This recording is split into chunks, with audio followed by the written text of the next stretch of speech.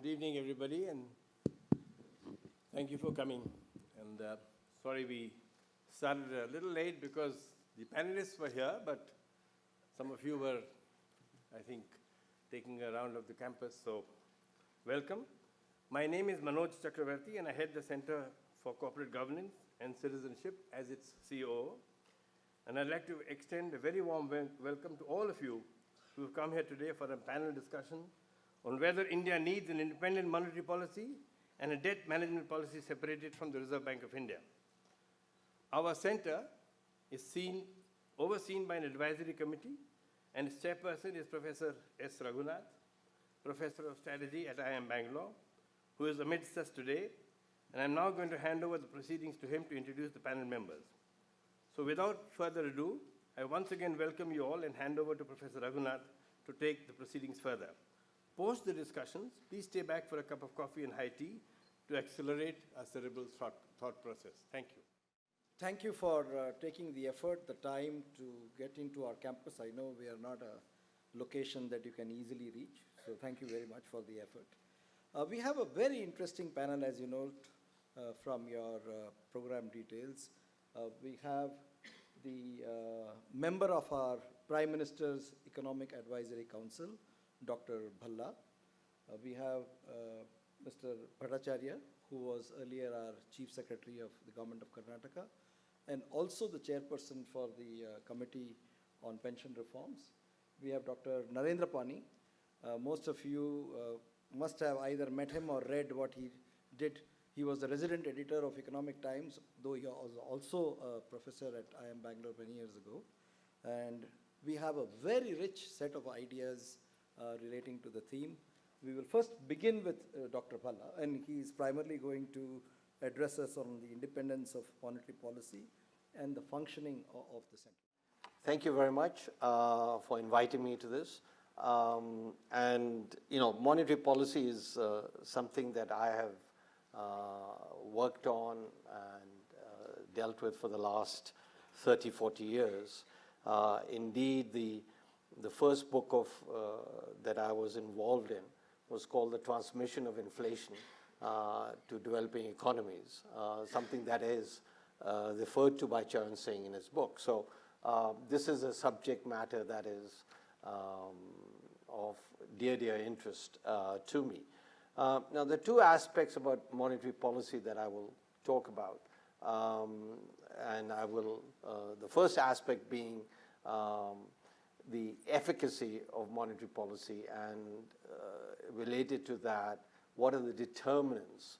How does money or knowledge about money supply, etc., monetary policy affect important variable, or the most important variable, which is inflation? There's also, of course, the belief that monetary policy affects growth, but that's not so controversial. What is controversial is, does monetary policy actually affect inflation? Now, you know, in India, we just brought in the inflation targeting in 2016, October. And there is a hypothesis, and perhaps one can get into it later, that we brought in inflation targeting after the horse had left the stable. In other words, when we no longer needed inflation targeting, we brought in inflation targeting. Indeed, the first country to bring in inflation targeting was New Zealand back in 1986, I believe. And New Zealand, just a few months ago, gave up on the entire idea of inflation targeting. So while we are starting on it, on inflation, there are two variables that are often attributed to inflation. One is money supply growth, and the other is fiscal deficits. Again, two subjects or two relationships that I examined quite thoroughly in Charan Singh's book. And let's look at the evidence on that. And I sort of have an open challenge to anybody to show me for any country, okay, over any reasonable period of time, whether the fiscal deficit is associated with inflation. So if you have knowledge of the fiscal deficit of an economy, and here, we constantly, our RBI constantly talks about fiscal deficits and so on and so forth. The rest of the world has gotten a bit soft on relating fiscal deficits to inflation, precisely because they have failed to find any relationship between them. But the IMF clearly makes it a case of mentioning that fiscal deficits are going up, and therefore you have. And empirical tests have been done on this, and really it's very, very difficult to find any relationship whatsoever. One of the interesting, back in, 6 months ago, 8 months ago, the RBI published an article where they said that because of loan waivers, fiscal deficit will increase. The consolidated central fiscal deficit will increase by 100 basis points, and that will cause a 50 basis point increase in inflation. Okay. So this is an academic article which they cite in the Monetary Policy Report, etc. And the time period that they take for this is between 96 and 2014. Now, and it's quarterly data. Now we have, and a curious question arises, we have data, quarterly data from 1996. Anybody who's worked with quarterly data knows that we have, from 1996 onwards, quarterly data. And so the question arises, why didn't the RBI use that piece of evidence? They only started their analysis from 2006 to 2014. Well, a funny thing happened on the way to the forum, on the way to the analysis, is that if you take even 1 year prior, if the RBI in their econometric model had even taken data from 2005, they would have lost the statistical significance on the fiscal deficit. And if you go all the way back to 96, it just is no relationship between fiscal deficits and inflation for India. Okay.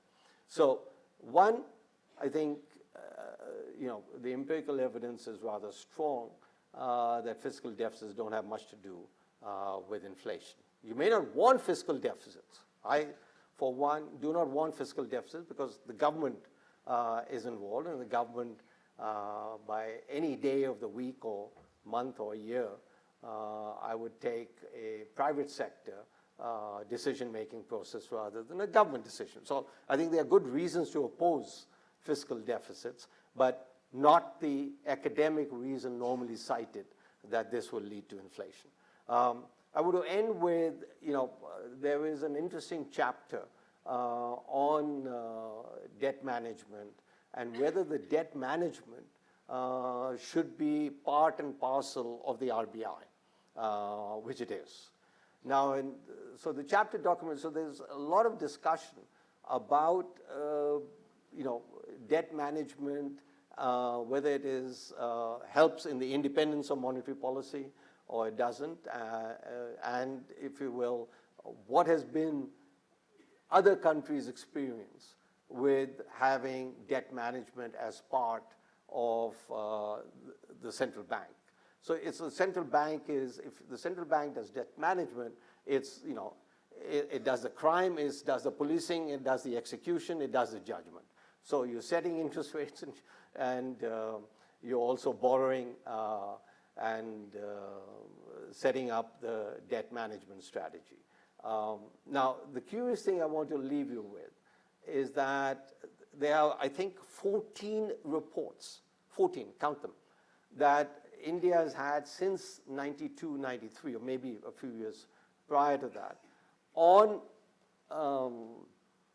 debt management in India. And these reports have all recommended that there should be an independent debt management office, independent of the central bank, including some real luminaries, and I mean luminaries in an important sense, really very, very, some of the brightest central bank governors that we've had, Y.V. Reddy, a very bright deputy governor, Rakesh Mohan, and then you have Raghuram Rajan, And the curious thing is that they all opposed, or they all proposed, that debt management should be housed outside of the central bank.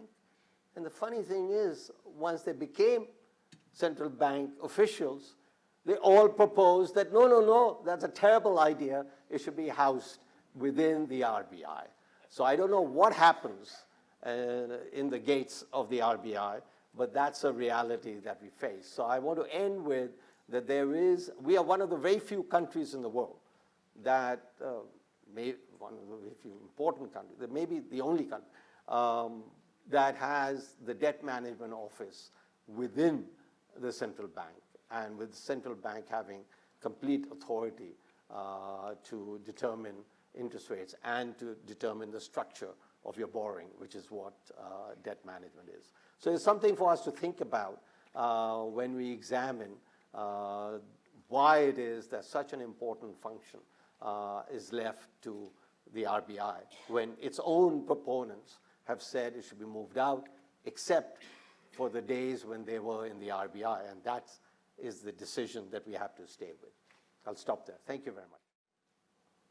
When I was requested to come and join this panel, I shouldn't say that I had some hesitation, but I had to make it very clear upfront that I'm neither a doctor, I don't have any PhD, I'm not an economist, though more than 50 years ago I studied economics, I taught economics. I am a quintessential generalist administrator. I am not diffident of saying that I'm not a specialist, but I'm a generalist. I'm like ordinary citizen of India who had some exposure to some aspects of fiscal administration of this country. And with that background, I'm going to talk a little bit on this subject of debt management and related issues, which, though it is a part of overall fiscal management, it has impact, or it impinges on monetary policy, and also combined effect of monetary policy and fiscal policy has its effect on macro policy. I'd like to talk a bit on those aspects. I'd like to add a little more, if you permit me, that my first exposure to public debt, except that as a student I have read, and also when I started teaching postgraduate class in the economics department, as a young lecturer, I was assigned the subject of public finance and statistics. So that time I had some exposure to public finance, including public debt, and we used to depend heavily on Musgrave's book on public finance. That was my first exposure to debt. Then in the process of bureaucratic posting in Delhi, I was posted in an organization which was a very obscure organization until Professor Surjit Bhalla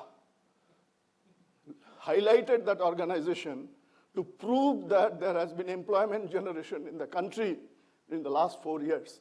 I was the head of the Employees Provident Fund organization, which has been providing data regarding new job creation, if I may say so, in the organized sector, based upon which Professor Bhalla has been writing about the employment generation. At that time also, because of strict control of the finance ministry and the other labor ministry on investment of the employees' provident funds, large amount of our funds used to be invested in government securities, state government securities, central government securities, plus some special deposit accounts in the banks and all that. That was further exposure to the bond market. But I didn't know much about the nitty-gritty of how the bond market functions, but I knew that our provident fund, or rather employees' social security fund, gets invested in the bond market. Later on, after retirement, when I had an opportunity to head the pension reforms committee set up by the government of India, though many of our recommendations were not fully accepted by the government of India, as normally they should not. But some recommendations regarding the investment pattern of the pension fund to be controlled by the Pension Fund Regulatory Development Authority that have been accepted. That also talks about investment in the bond market and with some window given to investment equity, et cetera, et cetera. As a finance secretary of the state government, of course, we were floating state government bonds. My only contribution was, and the Reserve Bank of India used to take care of everything, whether it is Bihar government bonds or Karnataka government bonds. Karnataka government used to claim at that time, even Reserve Bank of India also accepted that we are one of the better fiscally managed states. But let us say some other state which is not so well managed. Reserve Bank of India will ensure that all the bonds are picked up by the commercial banks. They used to just make some phone calls and all that. It is to be picked up. There is no problem of selling those bonds. Later on, I find now Government of India's auction of bonds are also being postponed because the market is not picking up those bonds and all that. That problem was not there in the somewhat more regulated regime of the 1990s. Be that as it may, the point that I mentioned earlier is that difficult to have a purely independent monetary policy, because if you believe in Walras, general equilibrium and all that, there cannot be anything independent in this economic world. All are related to each other. And I think Schumpeter wrote somewhere that you cannot move a star without moving the whole universe, something like that. If you touch monetary policy, it will have impact on, if you touch fiscal policy, it will have impact on monetary policy, it will have impact on money supply, interest rate, market prices, consumption, investment, employment, unemployment, and all these factors have to be taken into account by anybody who decides monetary policy. So this kind of complete independence is really not feasible. There will always be some gray area between management of monetary policy and fiscal policy, which includes debt management policy. I mean, that is my layman's understanding of the subject. Coming now to this impact of fiscal policy or debt management policy on the macro indicators like consumption, investment, inflation, prices, etc. Now we are hearing the expression Ricardian equivalence. Now, when I was a postgraduate student, in our history of economic analysis, 50% of the paper was allocated to Ricardo, Wicksell, and Marx. Remaining 50% was the entire history of economic analysis from the Greek days or Kautilya's days to modern days. So we had read a little bit of Ricardo. Schaffer's book had come into the market. We had not heard of Ricardian equivalence. After seeing Ricardian equivalence, I brushed up my Schumpeter copy. I still have a copy. Hardly any reference to Ricardian equivalence. Then I discovered that is the creation of Barrow and the other gentleman who wrote that article in 1974, or Buchanan. Buchanan and Barrow. These are the exponent of rational expectation school, new Keynesian theory, etc., which were not there when we studied economics.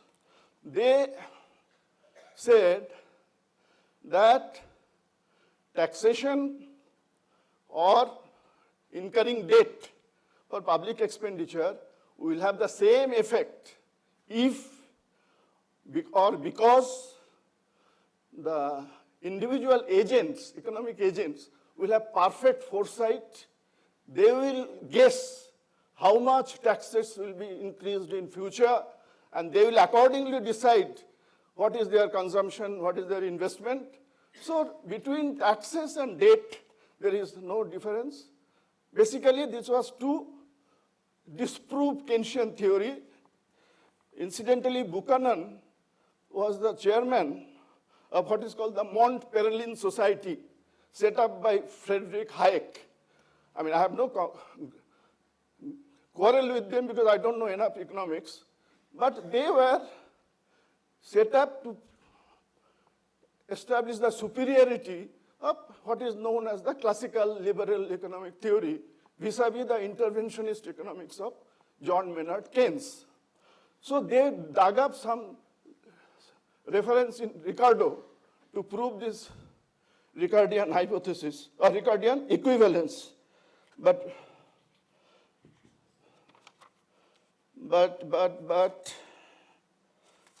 Ricardo himself never believed in Ricardian equivalence.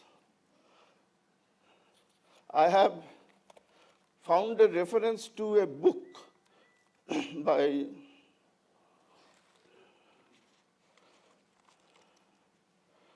Nancy MacLean. The book is called,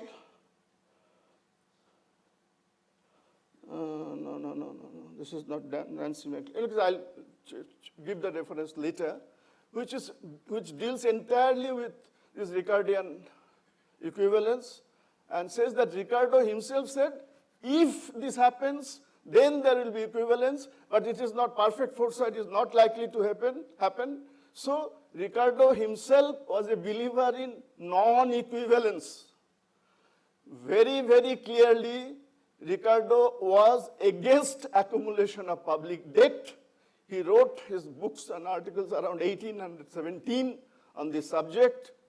Immediately after the Napoleonic Wars, France was heavily in debt, England was in debt, and if I remember correctly, public debt in England at that time definitely exceeded 100% of GDP. Probably it was some point of time twice the GDP. So Ricardo was very keen on reducing the debt burden, and he was also a member of parliament. Incidentally, he made a lot of money in the bond market. He became a landowner. He became a member of parliament. And he saw the behavior of the member of parliament in England those days. If he had seen our members of parliament, he might have had the same view. He said that these people all waste government money. If you have sinking fund for public debt redemption, they will take out that money and spend it on some useless public expenditure. So reduce debt, but don't create a sinking fund. They will have an eye on that. You have a heavy taxation, and clear this debt. And after that, try to minimize your debt, try to live within your means, etc., etc. In any case, I'll leave Ricardo for the moment and say that domestic debt has been a major concern not only in England and France, but in our country like India, from the 80s onwards at least. Incidentally, I was reading some Indian political thought or economic thought history, not merely Kautilya, but Shukraniti. In Shukraniti, the advice to the king is that you must save 1/6 of your revenue and create a reserve fund. Now, reserve fund is gone. Debt in most of the countries now exceeds 40%, 50%, 60%. Some countries, some period of time, 100%. So this has been a concern here. And in India also, recently, the NK Singh Committee review of the FRBM Act, he has suggested that our debt GDP ratio should be brought down from 69% to 60% within next 4 or 5 years or something. I saw some other IMF recommendation, a little older, which says that developed countries may afford to have just 60%, the outer limit, but developing or emerging countries should try to bring down their debt to debt GDP ratio to 40%. Of course, there is no rule under which there is no maximization rule that there is a function, you maximize it and comes to value of 60 or 40 or something. But it is some average based upon past experience and all that. If you exceed 60%, you are in trouble. If you are a developing country with a low tax base, if you exceed 40%, you are in trouble. There is no mathematical formula for deciding what is optimum level of tax GDP ratio. But by and large, 60%, and N.K. Singh has said you try to achieve that. Maybe next review committee will say, try to reduce it further to 50%, something like that. Now, insofar as this effect of debt on consumption, investment, prices, unemployment, employment, there are a lot of studies, and most of the studies results which I have seen, including article by, I forget his name, Balakrishnan, something, probably, there's another lady who has recently written a book, Lekha Chakrabarti, from the NIPFP.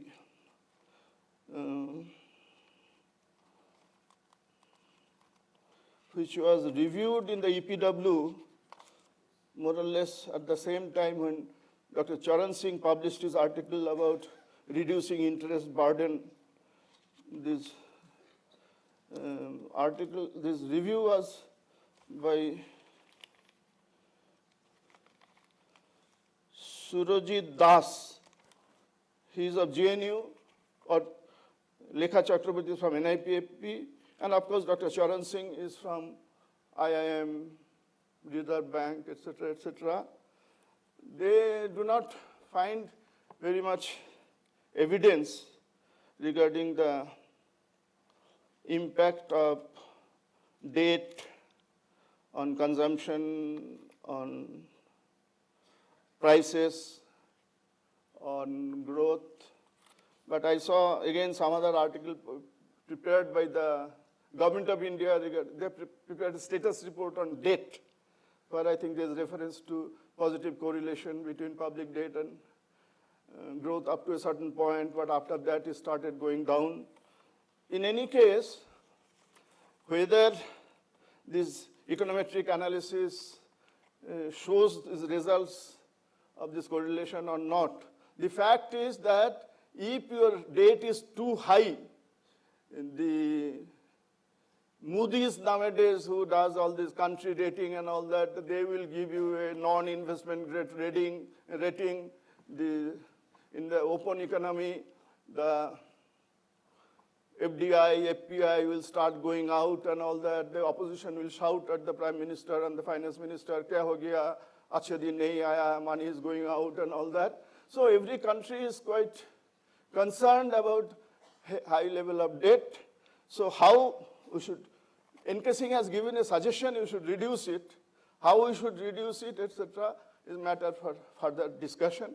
I would like to take 2 more minutes about this subnational debt. I have already mentioned earlier that those days when I was the finance secretary, Government of India will say your allocation for bond market raising of funds is say 500 crores.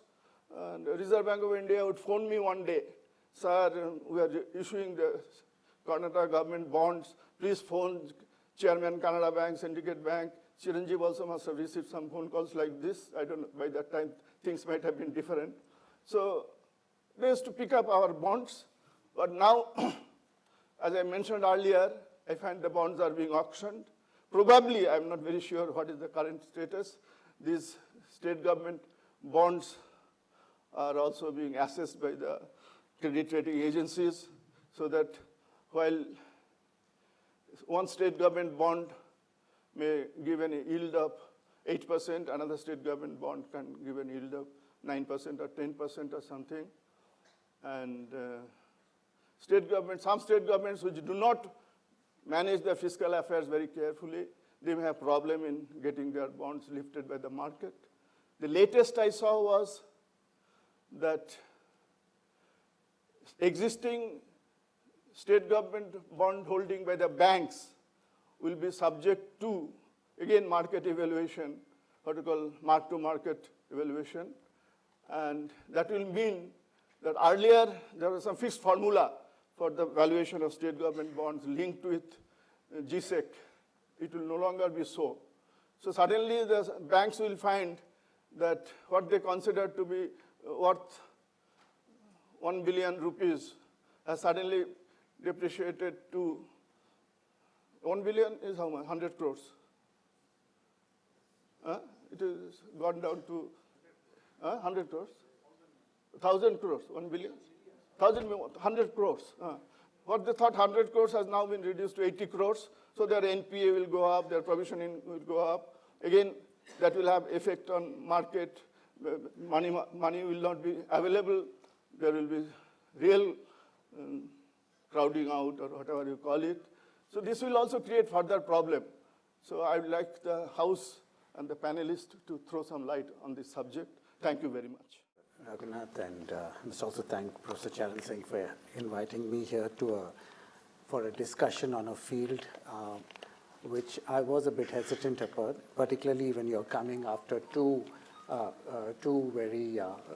heavyweights, one who has been making monetary policy both at the national and the global level for 40 years, and the other who has been during the same time, at various points at the same time, been actually implementing that policy, whether with the Provident Fund or with any other element within that. But when you come after heavyweights, that makes you a bit lightheaded. So you begin to think that you can get into issues that you should normally stay out of. And the issue that I'm going to try to address today with Professor Raghunath's permission is to really look at the question that was raised by Professor Bhalla, and which was that why do economists, monetary economists, people who have contributed substantially to monetary economics, completely change their perspective regarding an independent monetary policy when they enter the RBI. And I think that process requires us to understand a little bit about the formulation of policy and the implementation of policy. In India, as I believe in large parts of the world, the formulation of policy when it comes to experts is typically done in what one can call an engineering fashion. That is, you assume that whatever exists can be wiped off, and you can create a new ideal and construct it. It's like an engineer goes down. I happened to be in IIM when this campus was built. It was it was agricultural land. It had other constructions, but without a thought that those constructions were removed and a new campus built on it. That's the kind of conception in many ways that economists tend to have. We start off with a completely blank sheet of paper and then work out an ideal argument and then take that ideal argument into reality. It gets battered around, but still we say, okay, that's the ideal. What to do? It's either politicians or somebody. We can always find our favorite person to blame. But if we look at it from outside, from the pact of policy, then it's very obvious that the idea of an independent monetary policy is itself quite flawed. Quite simply because there's nothing that can be completely independent. I think even if you look at classical economics literature on monetary policy and the independence from debt management and the need to keep it separate, that whole argument continues right until the 2008 crisis. Once you have the 2008 crisis, when it's time for you to pick up whatever weapons you can to target the crisis, at that point, all these divisions fall apart. You begin to look at it in terms of finding whatever weapons you have and the tools that you can intervene with in debt management have to be consistent with your monetary policy. So immediately the idea of keeping them completely separate begins to erode. In fact, if we can look at it in a larger framework, from the 2008 crisis itself, you'll see the interconnections in a way that are much, much wider. For instance, the 2008 crisis might have started as a subprime crisis in the bank, prompted by the banking processes in the United States. But once the crisis was in full bloom, as it were, you ended up in India trying to respond to the lack of demand by stepping up your fiscal deficit and so on and so forth. You went forward with it, and the links were very, very clear. So it's a debt management problem which emerged here from a banking crisis somewhere else. And you find these processes are deeply interlinked. In fact, you could go further and say it's not just a matter of official policies in different places. It's a general environment. Today, it's fashionable to bash the RBI and to bash anything that's independent and within the country. But we tend to forget that in the 70s, at a time when the rest of the world was advised to have a free market as far as the flow of foreign funds was concerned, India and the RBI took a position that was different. And we could argue about that for very long, but essentially the fact remains that when the Latin American countries fell into a debt trap, India did not. And you have to give credit where it's due. You have to recognize that the RBI did play a role in maintaining that independence. So you have these connections, and one can go on about it. Like the GST now is facing serious trouble in generating the revenues it should be generating, or it was economists expected it to generate, is probably a more accurate description.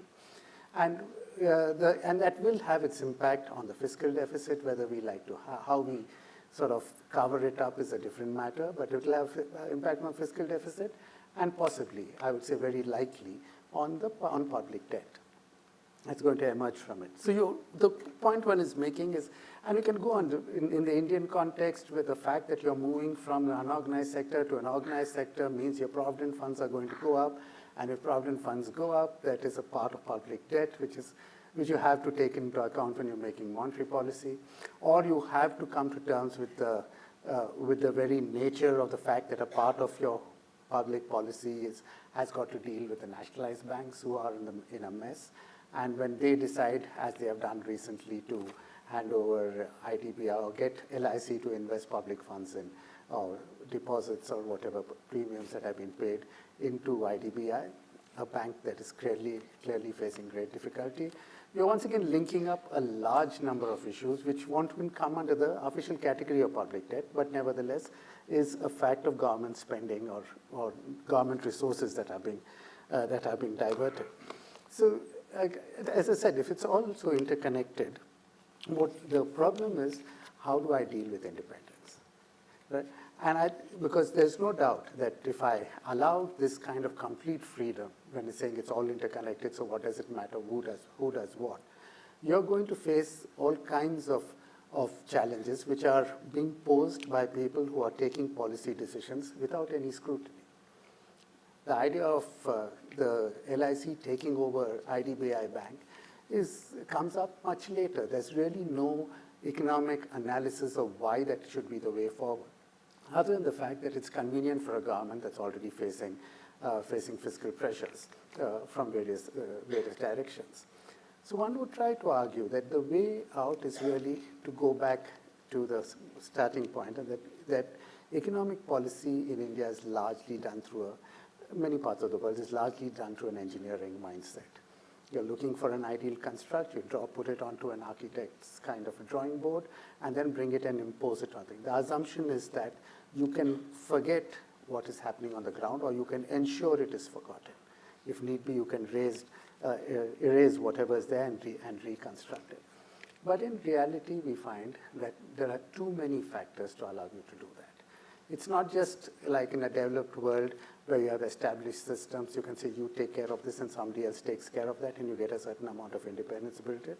It's a set that too many things are continuously changing. You're moving from, as I said, from the informal sector to the formal sector, at least hopefully. We are moving from agriculture to non-agriculture. You're moving from the rural to the urban.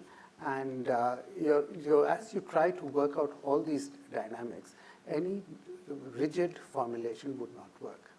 What you need to do instead is to go back, I think, to the conception of the old-fashioned doctors, who used to see a patient who's obviously a living patient, and who do not have the option, at least not until now, of actually killing a patient and starting afresh.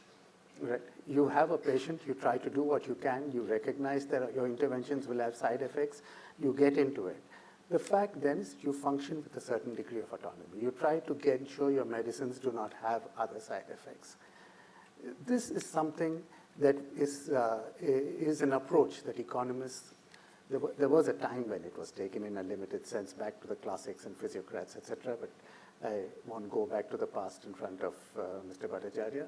But essentially the fact of the matter is that you have these very clear specific elements where you intervene in a process. You recognize the economy as a living process. You recognize the fact that there will be pressure on the government to use LIC funds to take over IDBI. Even if it's undesirable, it's like an undesirable side effect or undesirable set of symptoms that are emerging in the economy. How do I intervene at that point? At that point, to say I'm going to go in for inflation targeting is extremely over-focused. Because there will be periods when you say I'm going inflation targeting, then you identify the specific tools you're going to use for that, the specific remedies, medicines you're going to do. And as Professor Bhalla pointed out, they don't always work.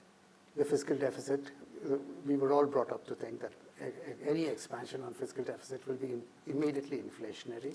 And there was a time when it may have been, but clearly over the last decade and more, it has not been inflationary, and there's no clear relationship, as Professor Bhalla said.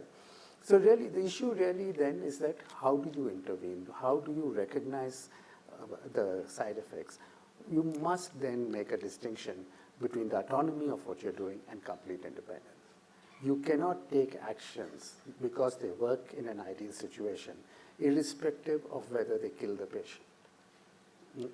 And in that sense, any talk about an independent monetary policy must be tempered, at least, by the processes of debt that are there.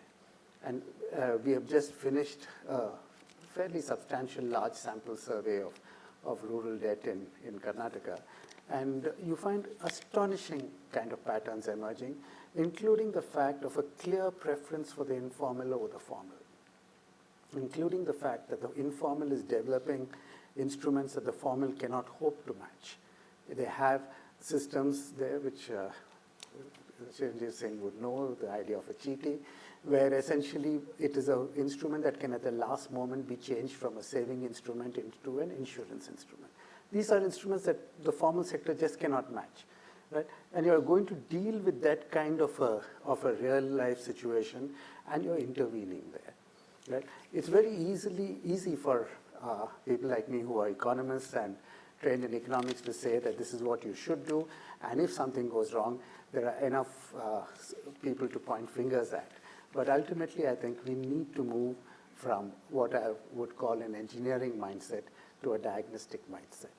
And then see the extent. You certainly need autonomy. You need to trust your doctors. Your doctors need to have the autonomy to function with it.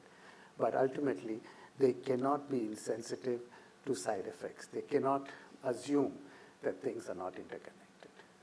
Thank you. Now, I was just wondering, over the last 4 decades, what would you agree that the autonomy of the RBI has tended to go up and down? It's not been flat? Or would you say that by and large it has had a considerable degree of autonomy and one that it has managed to safeguard over the years? Yeah. So the first part of the question is, over the last 4 or 5 decades, has there been autonomy within the central bank or between the central bank? Absolutely. Though formally the central bank is not independent, de facto, and clearly I would say from the mid-90s, it has acted like an independent central bank. So that's 25 years or 22 years.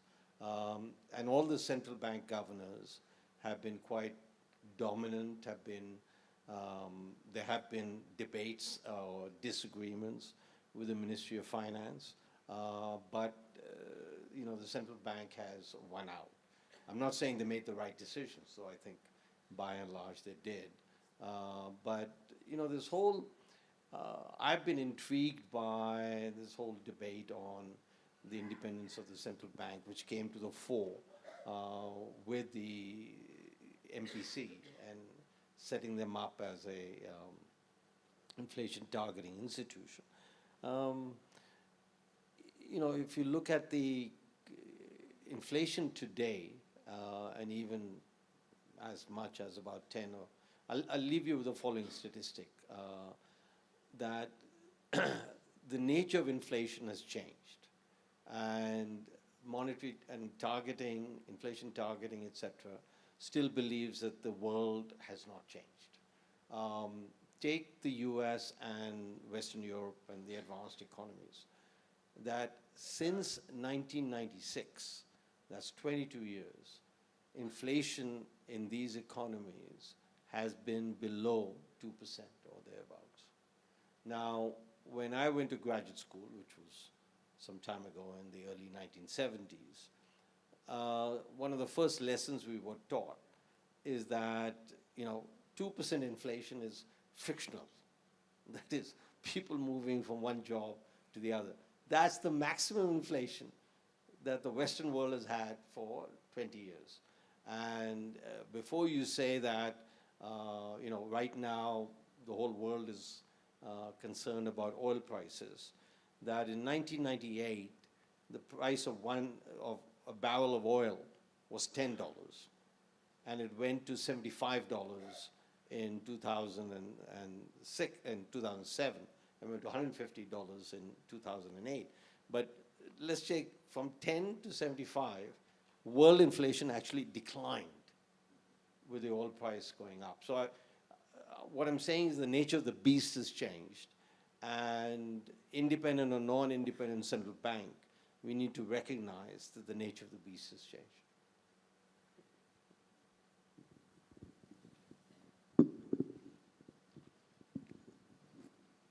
To introduce myself.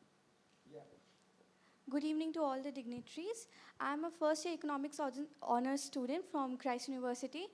My name is Medha. Sir, I have two questions. The first question being, will financing fiscal deficit affect public debt and the public debt? What is the after effects of? Financing the fiscal deficit. So my first question is, will financing fiscal deficit affect public debt? And if it does, what will be the after effects on the general public? Want to take that? No, look, by definition, if you have a fiscal deficit, you add to your total debt.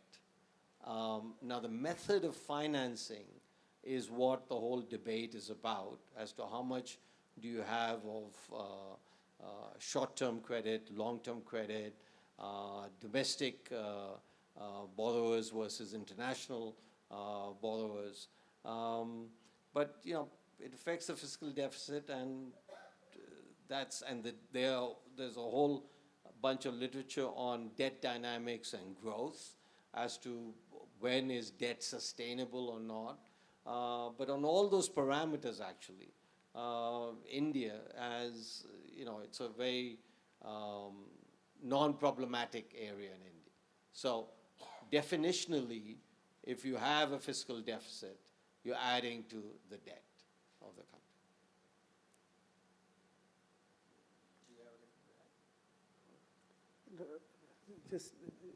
Just that I think, just to reiterate a point that he had made earlier, that the assumption that economists have it will lead to inflation is not always the case, in answer to your second question. And that even if you look at it in a traditional Keynesian fashion, it will only lead to inflation when the economy does not grow. Otherwise, the additional demand that comes from that can be absorbed through production rather than inflation. So there's, as I said earlier, the important thing is to assess what the effects will be and not to try and follow too mechanical a process about it.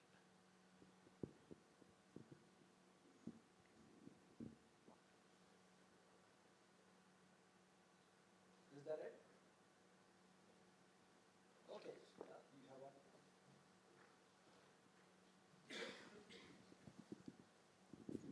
I'm Kodan Ram, retired assistant director from National Academy of Customs.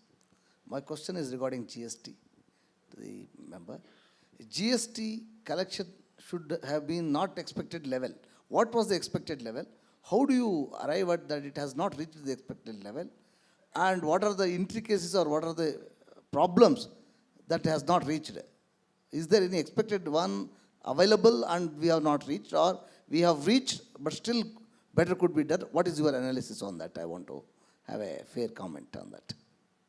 You know, one, let me just state that all the empirical evidence, and it's a 1-year anniversary of the GST, all the empirical evidence suggests that it is fantastically successful. So you're starting off with that it hasn't worked, that the targets were much higher, etc., if I understand you right. It's been fantastically successful. Okay. And look, it is on indirect taxes, the center, and one indicator that has been fantastically successful is that the center, in order to get the GST passed, the constitutional amendment passed, in my view, essentially bribed the states, gave them a 14% that they guaranteed them that regardless of the nature of the economy, that their VAT revenues will rise by 14% a year for the next 5 years. Okay, so that I'm giving you a parameter by which to assess as to how successful they've been. The center, in order to make sure that there wasn't a burden on them if they didn't achieve the target of 14%, guaranteed or imposed cess on the GST on particular items to finance the deficit that might occur. That cess was 66,000 crores for 2017-18 and is 90,000 crores for 18-19. Even in 2017-18, and the data is yet to come out fully, I think you saved a fair amount of money in the sense of, and we don't know who it goes to the center or the states. And in 2018-19, the expectation is none of the cess will be used. So this is another indicator.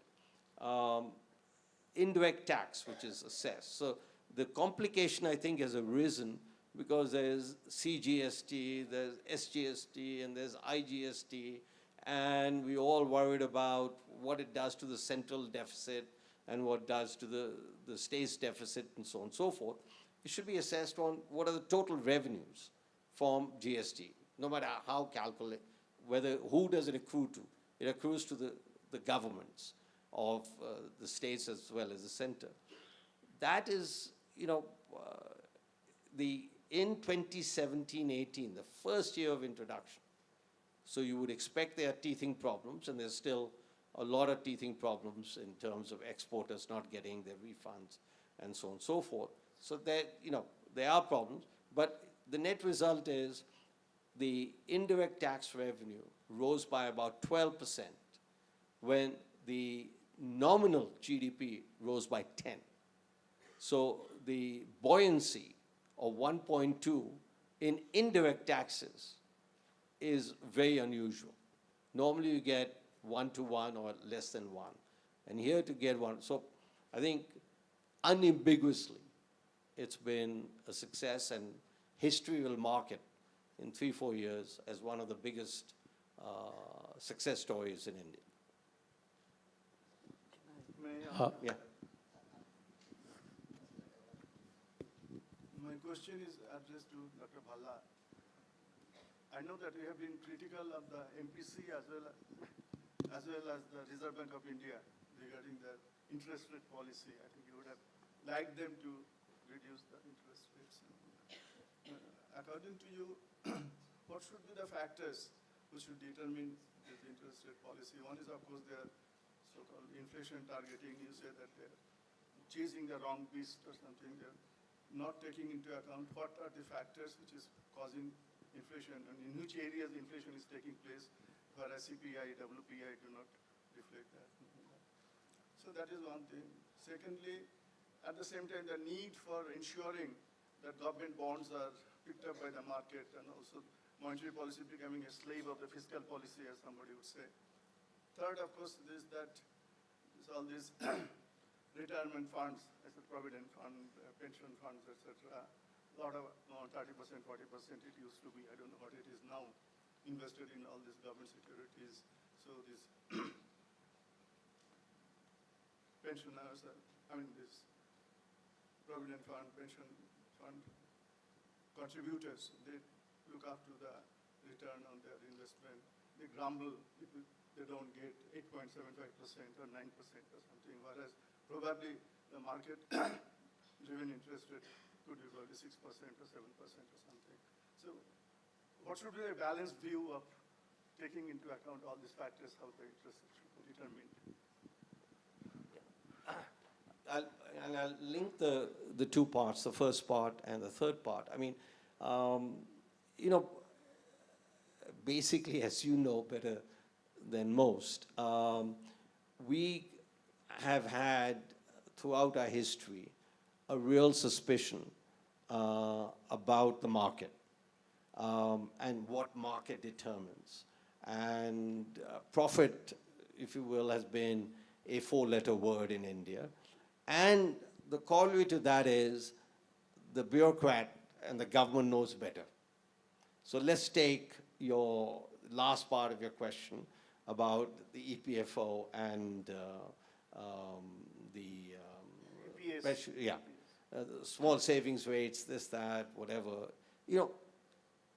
We have interest rates being determined by the government, not by the monetary authorities, not by the market. The market is, after all, the actions of all the individual people. Why should the government be setting interest rates? And very equivalently, government on these things. Clearly, the central bank should be setting interest rates, but I'm talking on saving instruments that the government should have no role to play. It should be determined by whatever the interest rate should be or is. That brings us to the first part of the question. And if you will, is very much the government setting small savings rates or administered rates or pension fund rates is like the government running Air India. Okay, they're exactly equivalent. The government doesn't belong in doing either. Now to the first part of the question, where the RBI and interest rate setting, I think my complaint has been and remains that there isn't a consistency. Central banks have to earn credibility, have to communicate, and have to have a consistent set and well advanced, in advance, to tell the market what they're doing. And the MPC has been far removed from setting up a consistent and coherent policy. I'll end with, if you read their reports just recently, there's somebody in the central bank arguing that the CPI, which is the mandated, legal headline inflation rate, as the target. And then you have a central bank governor saying, no, we should have CPI excluding food, excluding fuel, excluding housing as the target. So at least let's be clear and be open as to what the target is, which is, mind you, enshrined in law. It is part of the Act. The MPC Act of the Parliament says that the headline inflation should be the target of monetary policy. And we have central bank governors on the MPC arguing that that is not the case, or that shouldn't be the case. So all I'm asking for, and all I've asked for, just be consistent. I mean, you decide. You decide that the price of peanuts is what you're going to follow. Then follow it. But do not say you're going to follow the price of peanuts and follow instead the price of potatoes. I have a question. It's not exactly related to this, but a very contemporary interest. We have the farm loans waiver. Since Bhattacharya managed the finance portfolio for nearly 6 years eminently, maybe he can tell us what effect this will have, the farm loan waiver, because it was very easily said we'll waive the farm loans and we will have to do it. and what effect it will have?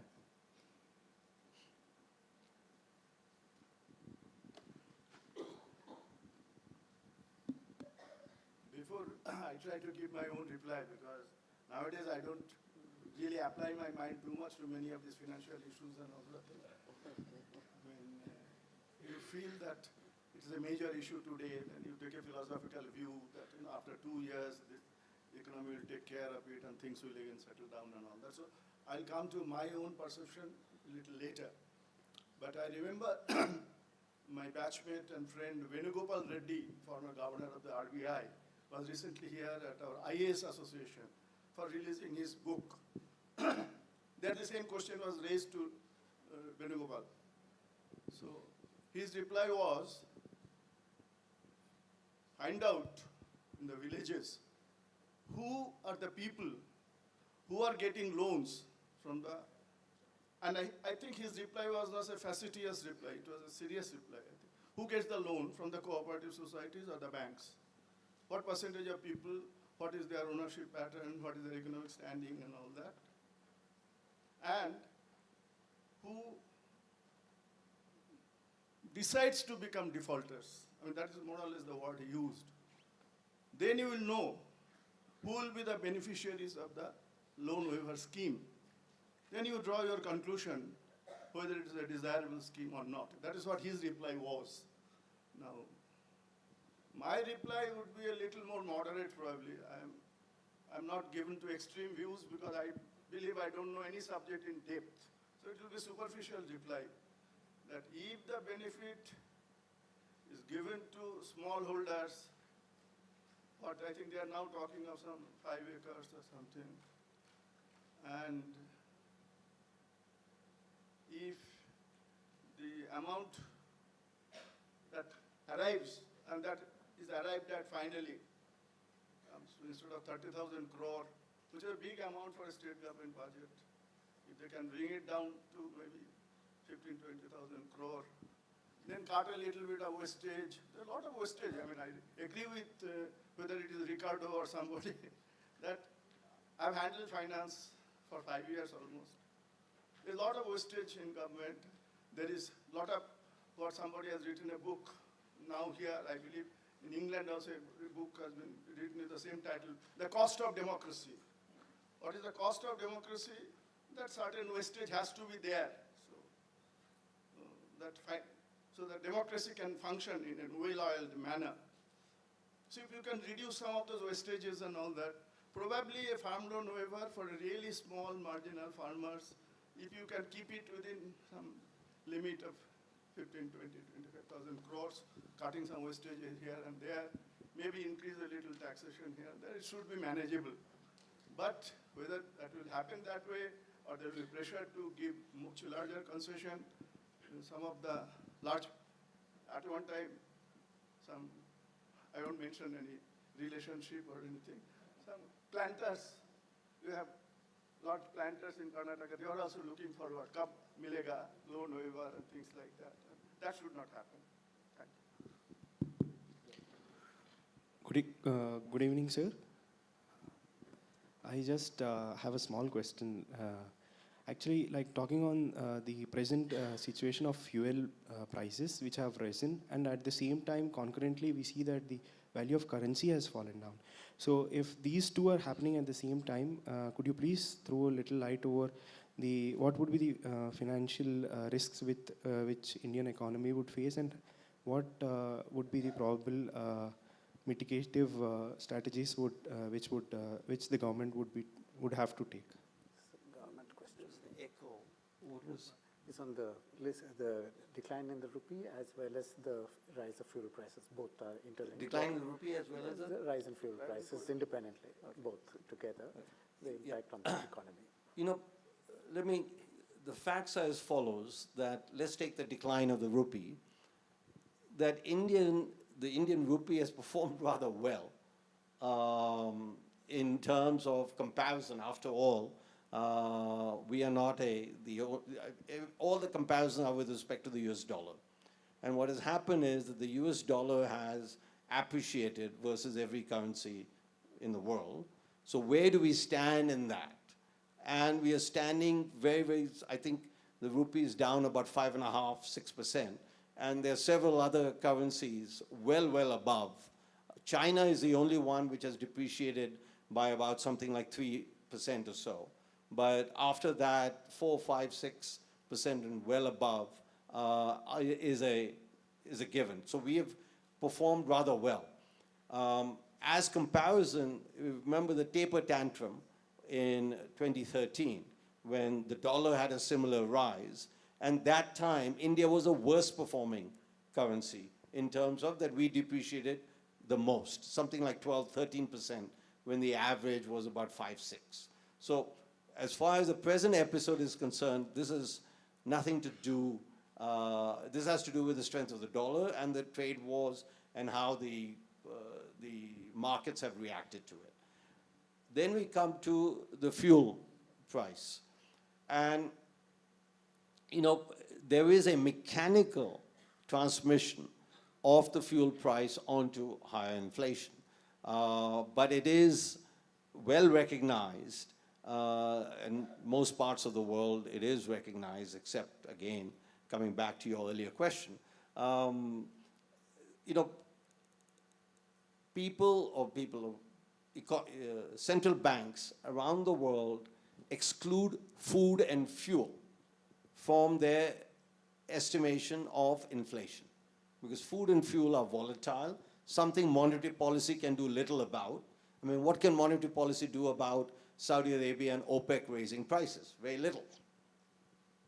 But what is peculiar about the Indian situation is that the price of petrol, gasoline, is not part of fuel.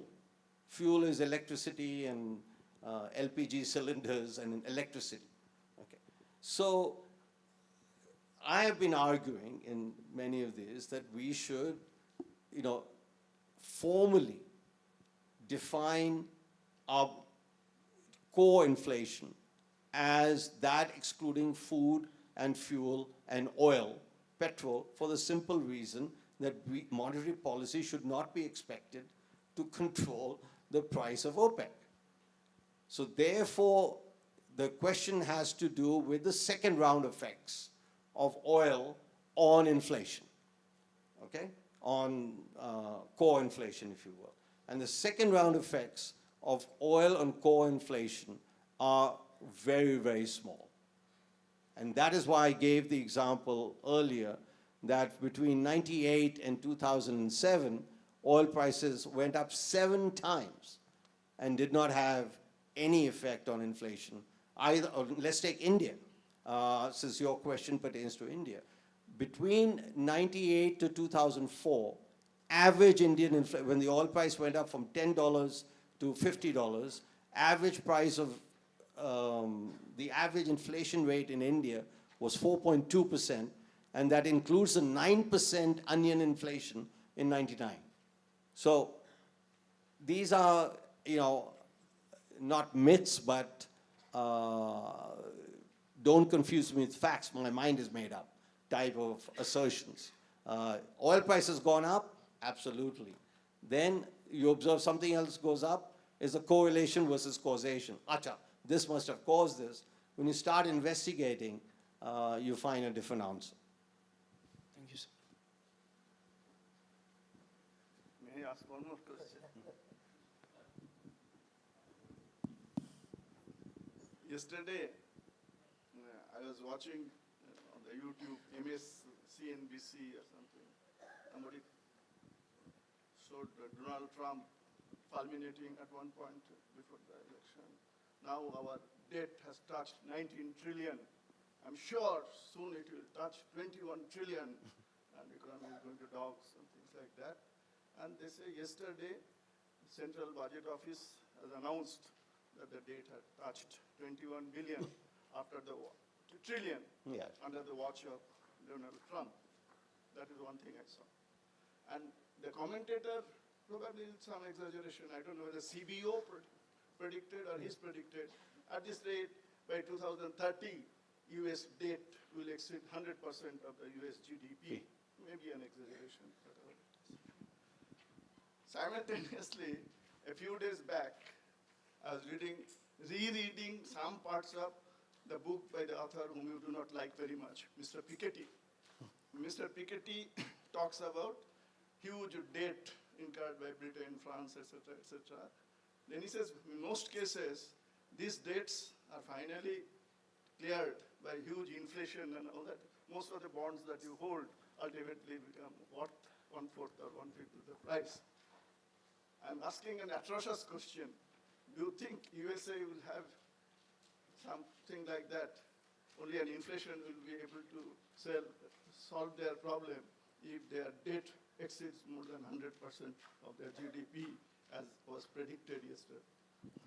Very quickly, you're asking the wrong person, because I have just written a few articles and made presentations that inflation is dead, as I just said. Let's look at now in terms of your debt dynamics and inflation and how to get out of it. Japan, to the best of my knowledge, their debt to GDP ratio is upwards of 200 or 300%. Japan. And the inflation rate is continuously going down. They're fighting very, very hard. I mean, look, debt has gone up, the oil has gone up, this, that, and it's globalization, I think, that has kept prices down. That's the big change. So for Mr. Piketty or whoever to argue about these old-fashioned hypotheses, दुनिया बदल गई sir, हम कब बदलेंगे?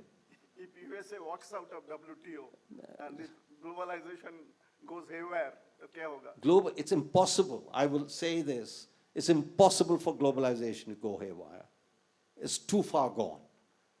Gaddi has left the station a long time ago. Maybe you can. So just as a clarification, if you make a distinction between globalization declining and globalization going haywire, they're two very different things. It's very possible that globalization can go haywire in the sense that it gets out of control, it gets highly skewed, and we're already seeing signs of that some countries are getting a certain benefit of it. And it's not the traditional developed versus developing kind of mark. I mean, China's growth path over the last 4 decades or 3 decades as compared to India's, I think shows that the fact that there's globalization or the fact that there are common patterns emerging globally does not mean that the benefits will be equal or uniform. Okay, yeah. And so and this, how do we respond to that? It's back in, and sorry to quote, but I need to quote in order to make this point. In 2002, when I wrote my book, Imagine There's No Country, there's a long paragraph in there.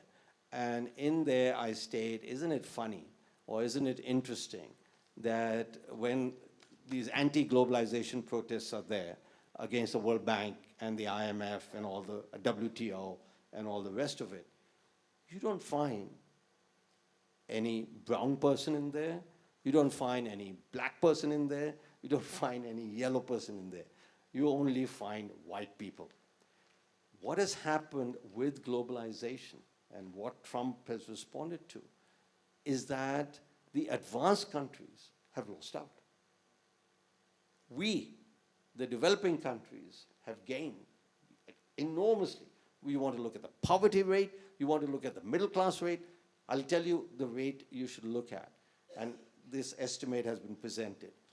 Let us take, we are talking about globalization is not whether US benefits or India benefits, it's whether the world benefits.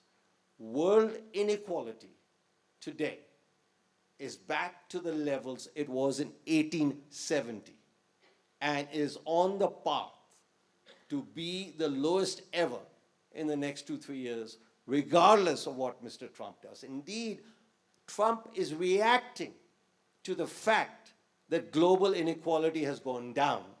Global inequality goes down when American incomes don't go as fast as somebody else's incomes. That's the problem. The problem is precisely that the Western world has stopped growing. So just for the sake of argument, if I can... Growing, by stop growing, meaning 1.5%. Yeah. If you can, suppose, how would you react to the argument that global inequality has gone down only if you see it in terms of country averages.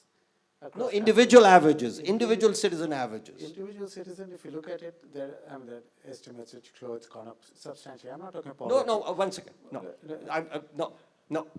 I will ask you the following. Okay, I've heard this. I've seen this movie many times before.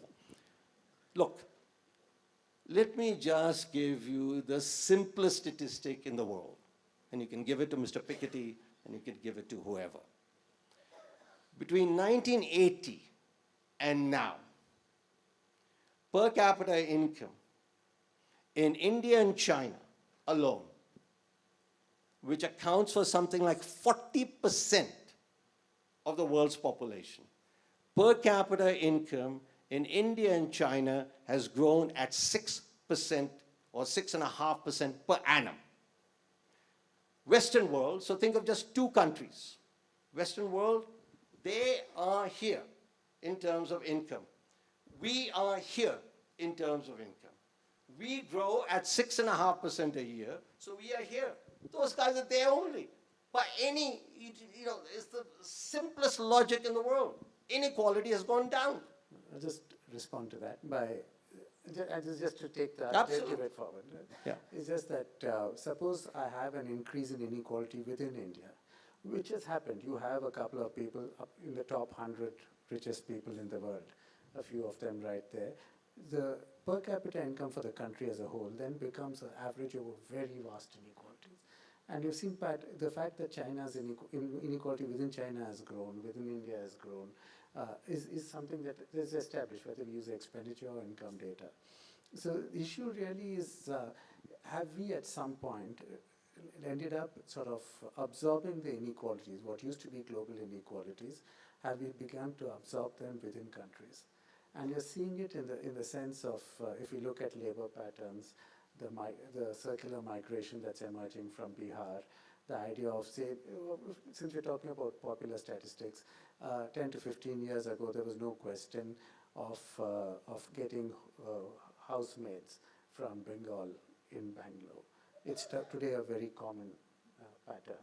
You're getting evidence of that kind, and we do a little bit of measurement of inequality, and we found that certainly within the country, it has increased. So at some point, have we moved from inter-country inequality, where you make the very valid point that globalization, and Trump is responding to that, but have we moved from an increased inequality decreasing inequality between countries to increasing inequality within countries, and Trump is responding to that as well.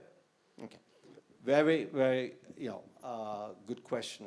And the nice thing about globalization today is that we don't debate in a vacuum anymore. You can take out your little gadget and you can easily find out the answers. And this is something I've devoted a lot of time to and attention to. And the facts are as follows. First, let's take India. Inequality in India, we only have the NSSO consumption data, and from 1983 to 2011-12, we are going to get the new consumption data sometime in the next 6 months or so. But let's take that 30-year period. During those 30 years, real inequality in India, the Gini coefficient, went something from 0.3034 to 0.3135. I consider that as no change.